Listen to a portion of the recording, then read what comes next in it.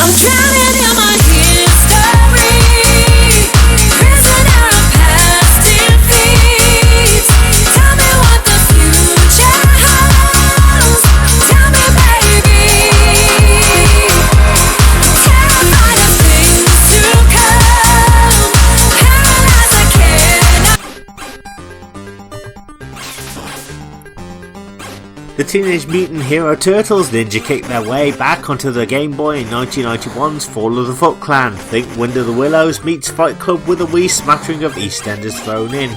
Yes indeed, our 4 green ninja blokes must storm through 5 levels of beat a bloke up action in order to rescue Fitbird April O'Neil and destroy the mighty Shredder or Clive to his mates, and then tangle with huge giant bloke Krang for an epic showdown which is just like playing away at Wolverhampton. So after another trip down the job centre to beg government bloke Johnny for more universal credit, I thought I'd fire up the old Super Game Boy and give it a go. Yes indeed, those clever blokes and birds at Konami have packed this first adventure with foot soldiers, Mousers, Bebop and Rocksteady, Seth Grundle, Flying Bloke, Baxter Stockman and even Auntie Kim makes a wee appearance.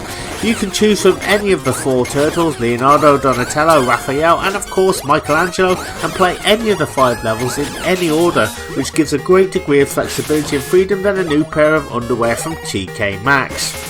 Both Leo and Don have long range weapons whilst Raph and Mike have to contend with short range attacks, but each are highly effective in their own way, especially after 10 pints of Japanese foaming lager and a night of Bucks Fizz karaoke. So you'll take to the streets of New York, the sewers, a bank holiday traffic jam, a crazy river, a dark cave, Scunthorpe, and finally a trip to the Technodrome, which features more curveballs than my ex-wife's ridiculous divorces. But hold your nerve and give the old Foot Clan and Krang a wee Glasgow kiss, and you will have rescued my new wife and top bird April O'Neil, who makes a mean bacon sandwich and a cracking cup of Yorkshire tea.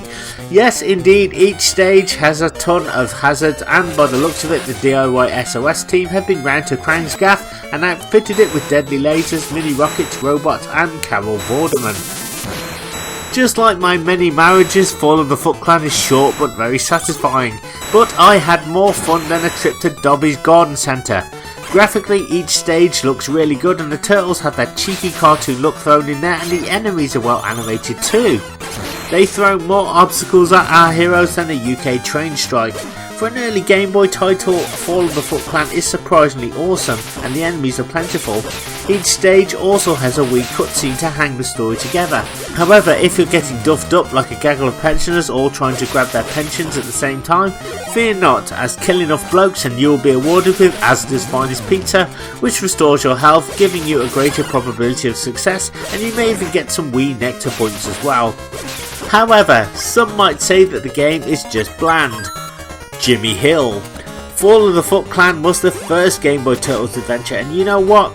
Sometimes having a game that's not as challenging as my Uncle Barry after 5 pints of Tizer is just what you need. Whilst it can be beaten in about an hour or 25 minutes if you're Chris Eubank, it's extremely fun and it's an enjoyable little beat 'em up that's more addictive than watching a countdown marathon with Rachel Riley swimming in custard. Oh, I really must stop snorting that sherbet lemon at night. The controls are just sublime, the turtles all move better than a blind dog at Crufts, and you can choose button A or button B to either jump or attack, which means you'll be able to adapt faster than their big issue seller on speed. Your turtles can attack with their signature weapons, jump kick, and even throw infinite shurikens at the baddies or that neighbour bloke who keeps complaining about you playing Go West We Close Our Eyes at Midnight on repeat. Yes, it's so simple that even me, a mid-40s overweight but slightly attractive bloke, can play it. It's for me one of the best games on the Game Boy. The things that it lacks are actually its strengths. Unlike my ex-wife Maxine, it doesn't expect too much of you and allows you to tip your blokey toe in the game and blaze through a simplified set of levels, and it's just enough, I find, if you need a quick Turtles blast. The music takes the familiar cartoon and mixes it with some really cool original tracks. However, despite me getting down on my knees, Konami refused to put the Cheeky Girl song in. Philistines, I tell you, it's a bloody classic. There's also some hidden mini games that you can play, and just like a Sainsbury's shopper customer satisfaction survey, I was only able to actually find one. I had to pick a number of shuriken against brain bloke Krang, but like football's blokes England in a World Cup type situation, I kept losing.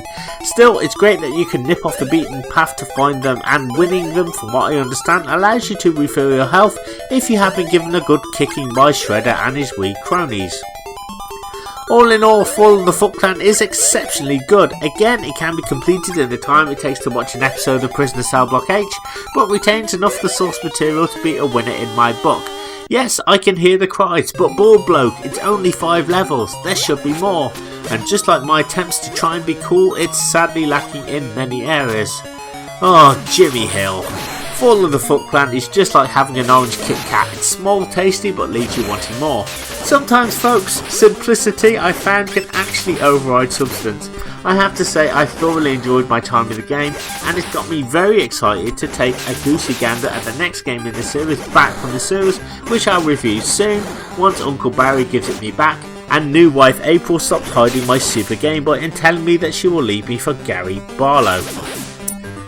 Anyway, I'm off now to drink myself dizzy and contemplate the mysteries of the universe, and I'll leave you with this conundrum. How much wood could New Kids on the Block chuck if they could chuck wood? Thanks so much, and I'll see you next time for some more retro pap. I'm drowning in my